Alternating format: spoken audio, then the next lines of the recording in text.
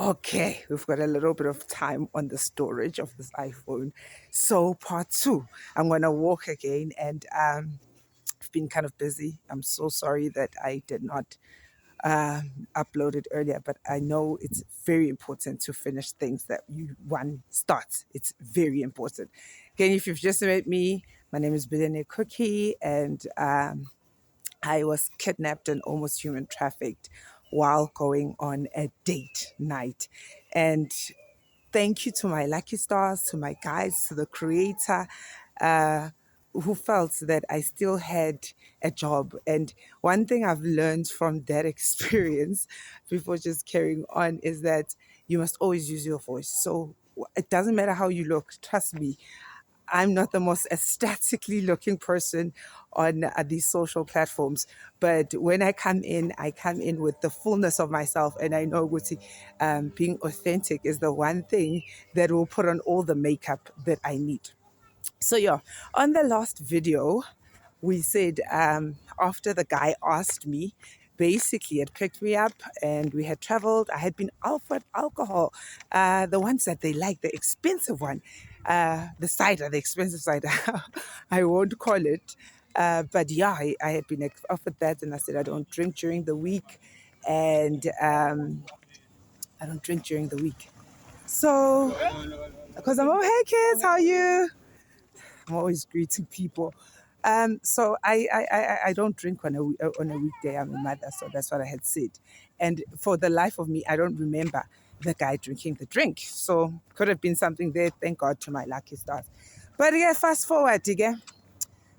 He says, baby, did you tell people that you were going out on a date? I say, honey, I told everybody. I told like 20 of my friends. I sent them your picture, honey. I sent them your number, honey. I sent them whatever I had. I took possession of the car, honey. I took photos of the car even when the number plate's not there. And the most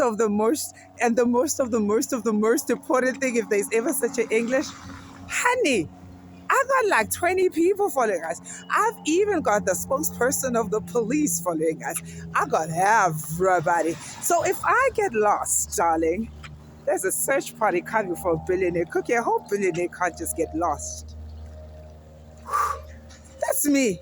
And we're passing the pavilion at that time. And it's like, the next thing is, hold on, I must get out the gate.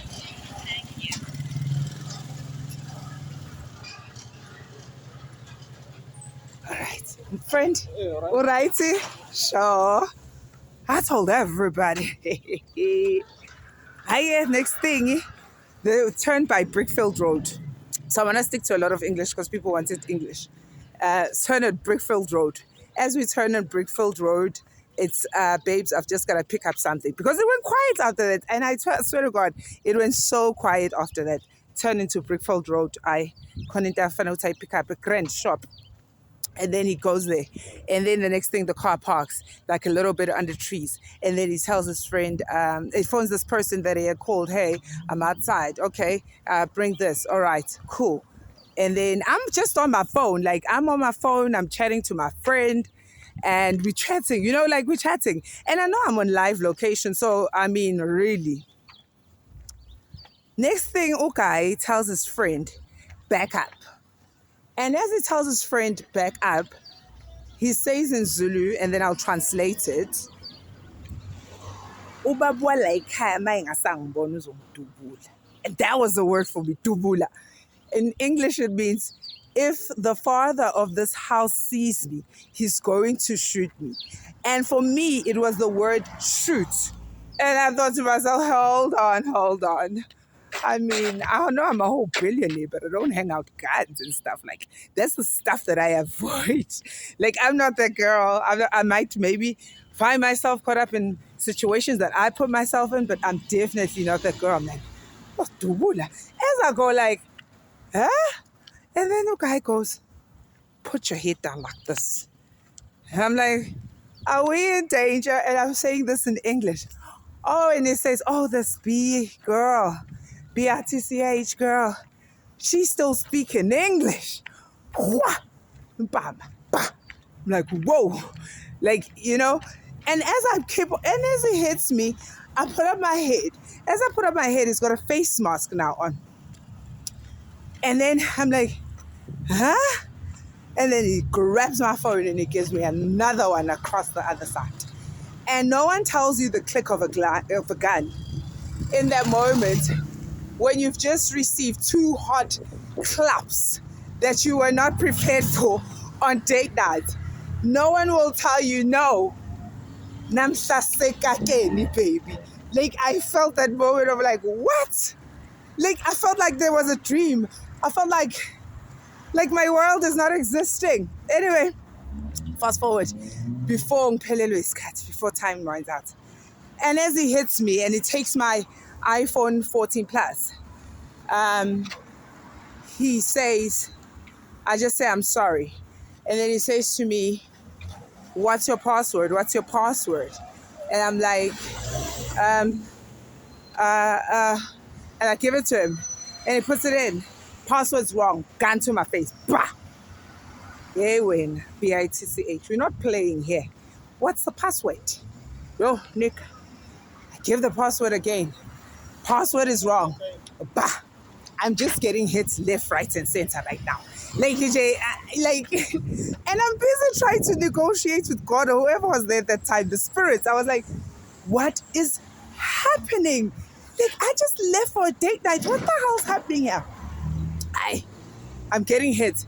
And there's moments you have alone when you're in trauma. It's long. Trauma is just long. It's like time slows down. Was I'm to a time is fast. I heard this I think a couple of weeks ago. Time flies when you're having fun, and then when something like really hectic happens, like traumatic, time slows down. So time slowed down.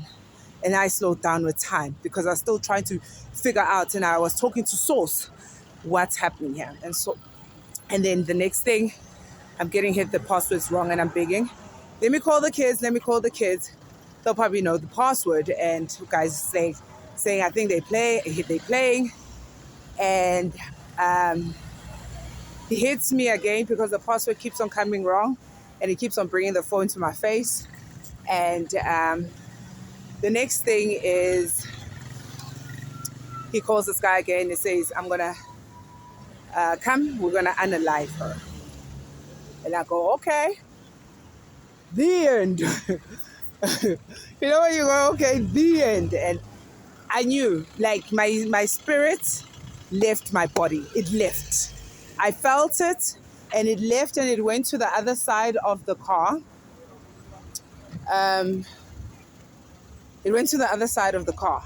Sorry, I'm trying to cross as well here. Because it's easier when I tell the story walking, I'm braver.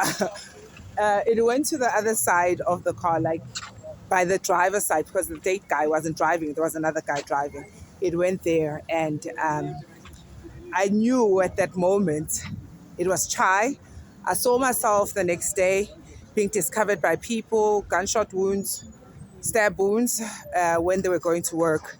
And I knew I was going. And the guy looked scared, the driver. And I remember talking to Source at that particular moment, and I said, it's fine. It's traumatic.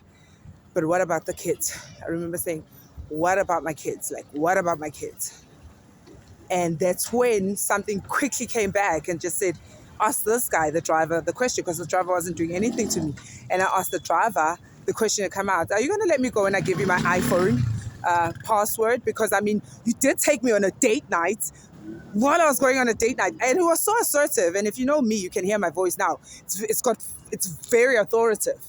And the guy, like, nodded his head and went like this. And I said, okay. And I went back to Source and I said, I've got to get this password. And I started to look down at my shoes, and my daughter had told me to tie my shoes in a particular way because it will be the littlest things that you remember. And I went down and I started untying my shoes because I didn't know whether I was getting ready to run. And as I untied my shoes, he saw me, he said, bah, you're tying your shoes. I said, well, I don't know if I'm getting ready to run. And I'm cheeky, yeah. Fighting spirits. As he hits me, the password comes back. And I say, tap the driver. I've got the password, write it down. And he writes it down on his phone because he was writing it on his phone. And then it's right. And then they start asking about my money. I said, nigga, no, I'm a billionaire, but my money is tied up in assets.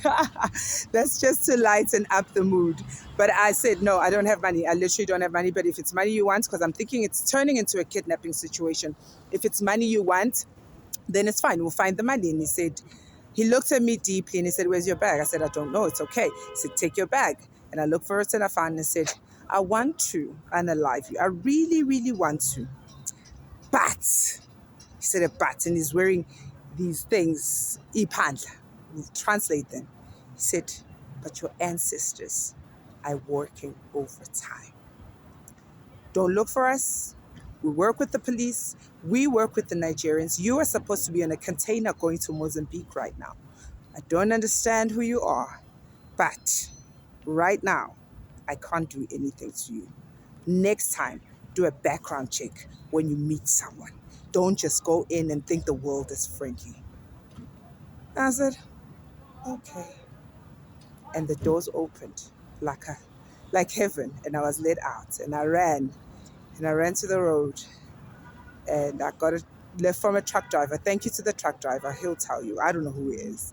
Let me phone. I went to a friend's house, and as I got there, I passed out. And that was on the 2nd of August in 2023. Thank God I'm still alive, because you know what? My voice matters. And if it can save one girl from knowing that it's not just a date night anymore. No, we are being hunted for genocide. That's what I believe when it comes to women in South Africa. So keep safe. Bilene Cookie, Tando, Tula, Kanye no Kanye. This is my part 2, the end of how I was kidnapped and almost got human trafficked on date night. Thank you all for listening to my story.